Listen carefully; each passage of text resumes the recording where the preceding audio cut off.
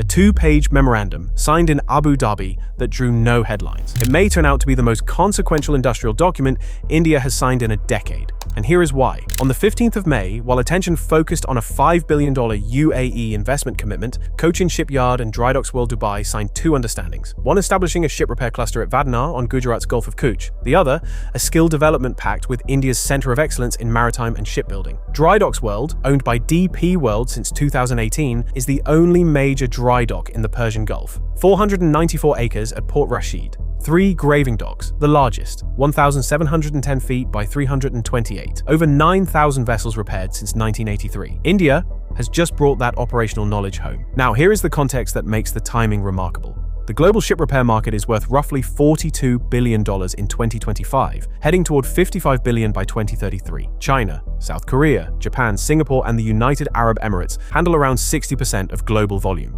India's share, by the National Maritime Foundation's own admission, less than 1%. Then came the disruption. Since November 2023, Suez Canal container traffic has fallen roughly 75%. Carriers now divert around the Cape of Good Hope, adding 10 to 14 extra days and roughly 40% more fuel consumption per round trip. The world's fleet stays at sea longer, accumulates more wear, and requires more frequent repair. But Singapore, Shanghai, Busan, and Dubai are already running near capacity. India spends $70 to $75 billion annually on foreign shipping services. It supplies 12% of the world's seafarers. Yet barely 7% of Indian-owned vessels are built domestically. In September last year, the Union Cabinet approved a maritime industrial package worth roughly $8.4 billion through fiscal 2036. The Maritime Development Fund alone, $3 billion, was structured for precisely this kind of long-cycle infrastructure.